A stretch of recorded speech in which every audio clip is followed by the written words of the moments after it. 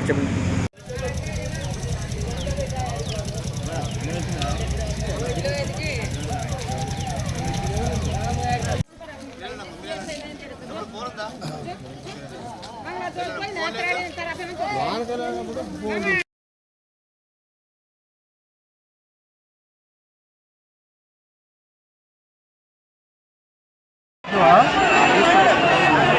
అంటే 4 వరకు 2 పంచాయతీలు బీఆర్ఎస్ఏనా?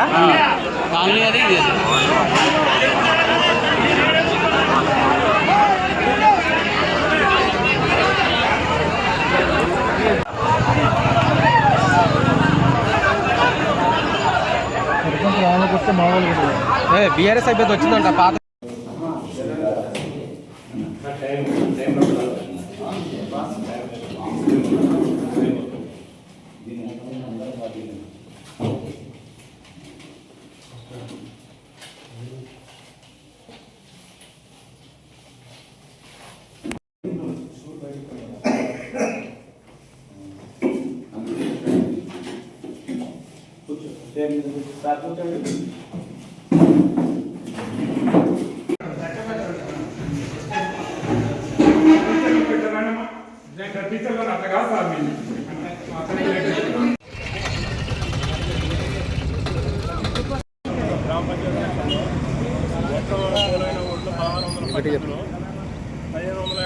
మనకి 66 లెక్కకి ఇచ్చారు. మనకి సెలవులు ఇచ్చాము 22 ఇచ్చారు.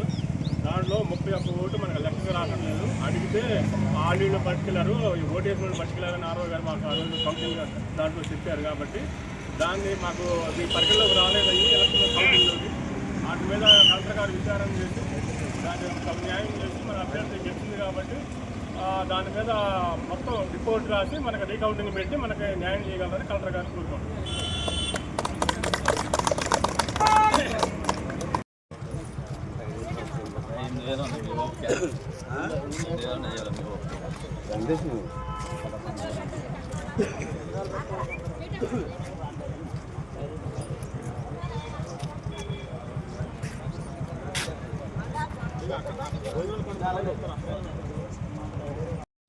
భద్రాద్రి కొత్తగూడెం జిల్లా అశ్వరాపేట మండలం ఆస్పా గ్రామం. నా పేరు బయ్యా సత్యనారాయణ. మొన్న 14వ తారీఖు ఎలక్షన్ జరిగింది.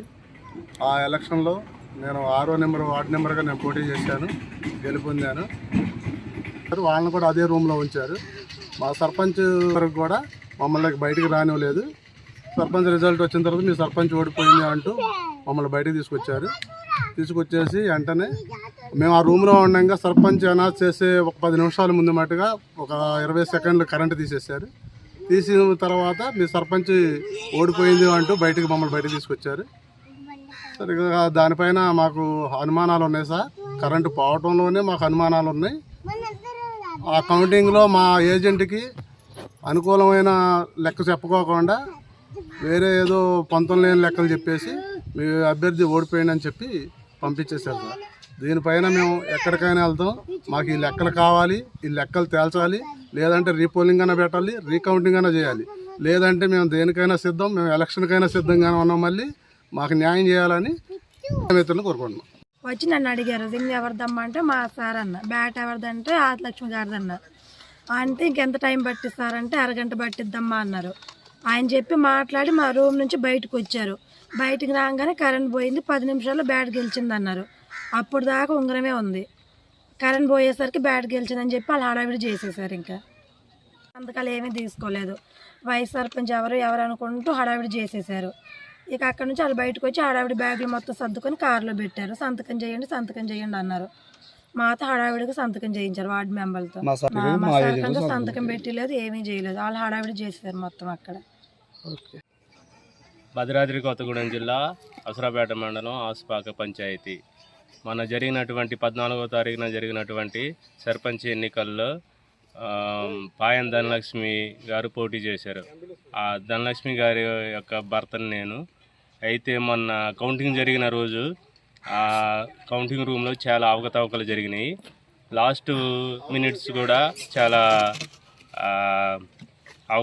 లాస్ట్ మినిట్స్లో కంగారుగా కౌంటింగ్ చేసేసి అభ్యర్థులతో సంతకాలు చేపించకుండా బయటకు పంపించేశారు.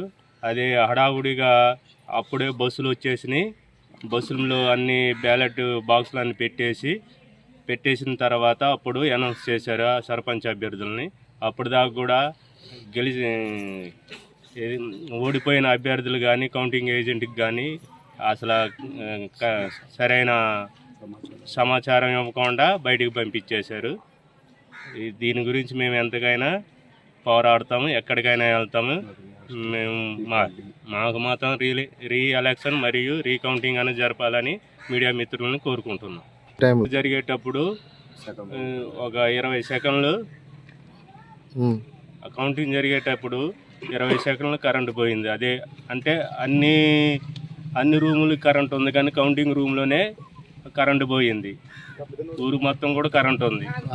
దానిపైన మాకు అనుమానం ఉంది. కాబట్టి మాకు న్యాయం జరిగేటట్టుగా మీడియా మిత్రులను కోరుకుంటున్నాం.